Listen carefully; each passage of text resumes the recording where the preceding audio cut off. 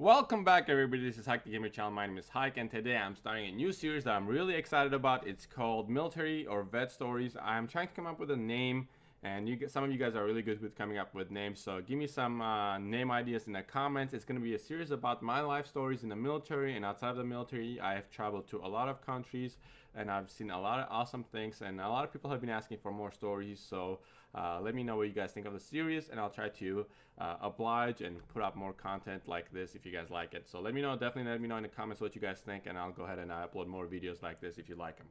So this story is in Japan. I was stationed to a rescue maintenance unit. I was stationed in Japan, Air Force Base Kadena.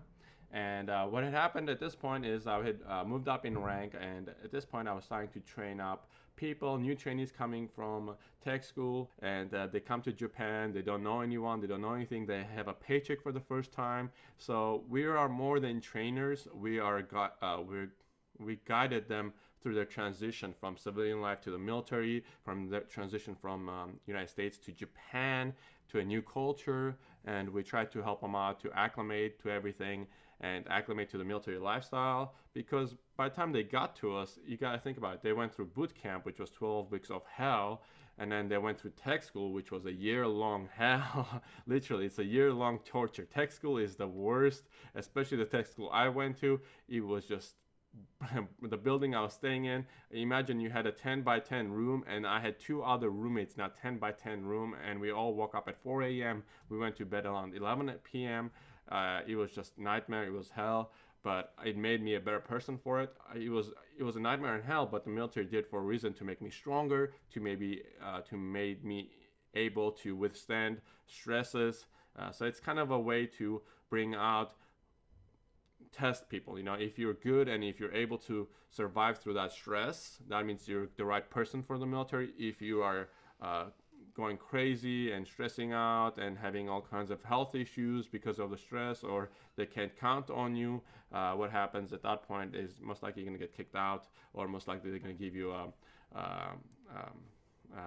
health leave, I think it's called, or something like that. I forgot what it's called, but it's not going to be dishonorable discharge. It's just you weren't able to maintain their physical and health abilities, so they let you go. But anyway, so people come in and they're stressed out, and they don't know what's going on, and they're in a brand new country like Japan, and they get to meet me. I pick them up from the airport, and these are trainees, and then we train them up. I'll go more into that later, but we train them up, and anyway, me and my friend, let's call him Lindsay. Me and my friend Lindsay are hanging out in a hangar. I'll put a picture up, hanging out at a hangar, leaning against the wall, BSing, just making jokes left and right. That's pretty much all you do. And I'm watching my trainee on a helicopter, on top of the helicopter, working, changing an antenna. Now, the helicopters we used to work on are HH-60s. The helicopter was 6 foot above the floor, the top of the helicopter, maybe even 7 or 8 feet above the floor, and you're literally working between the rotor blades. So the rotor blades go like this, and you're right here working. And the number one rule when working on the helicopter is watch where you step. So first of all, if you're stepping forward, make sure you're not stepping into a hole or into an engine or something that can break. And number two, never step backwards, because if you're stepping backwards, you're not watching where you're stepping. So guess what my friend, let's call him and Mike, let's guess what my friend Mike did. So me and Lindsay are leaning against the wall in a hangar, BSing, and I'm watching Mike work on the helicopter, and Mike takes a step backwards without looking while has a tool in his hand. Takes a step backward. His other foot is on the helicopter, but his rear foot, where he's putting all his weight, is in the mid-air.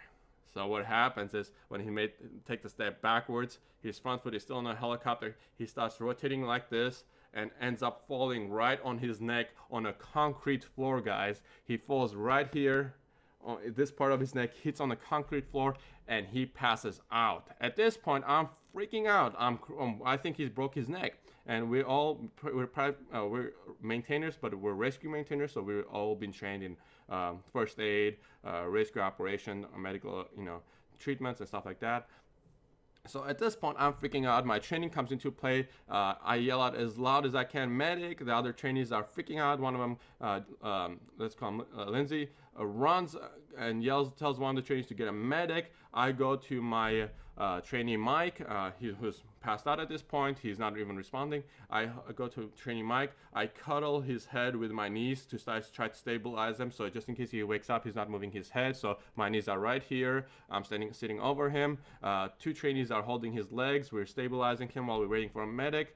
Lindsay's standing over me and just checking, make sure everything's okay. He's just there just to help out in case we need something. And I'm snapping my fingers next to Mike's ear. I'm like, Mike, are you with me? Wake up, buddy. Are you here? Wake up. We're just trying to get some kind of a response from him, because if he starts opening his eyes, we can actually talk to him, see how he's doing. If he has any pains, we can actually do an assessment on his well-being, hopefully not a broken neck. So at this point, I'm really worried that he might actually have a broken neck. Imagine you have a 6'4" fall right here on this part, and you pass out. Everybody's gonna be really worried.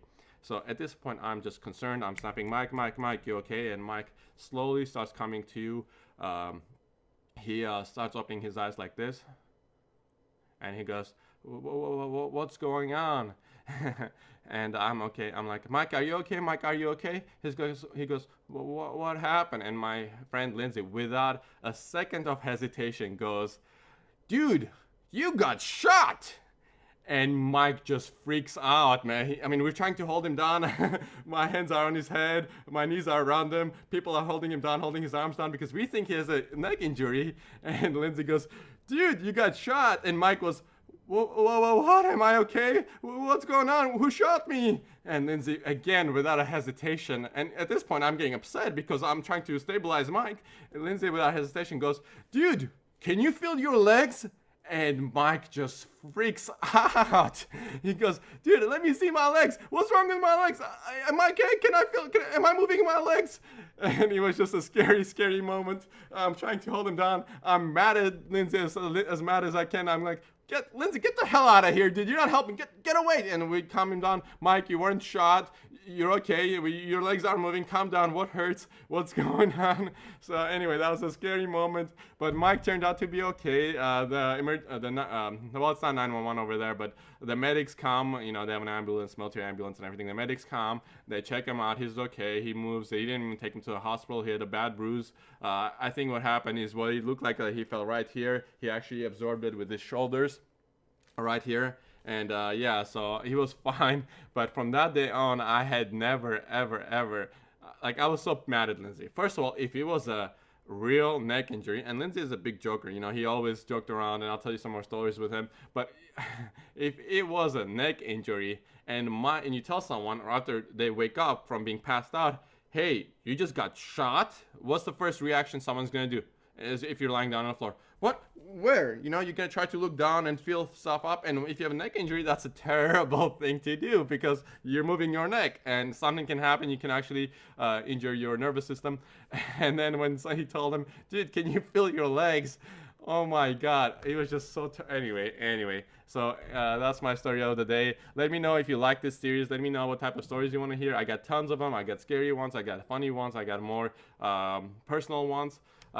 Please give me a like, please subscribe if you're new here, and thank you very much, everybody, for listening to my story. Let me know what you think in the comments, and I'll talk to you guys later, and I guess that's it.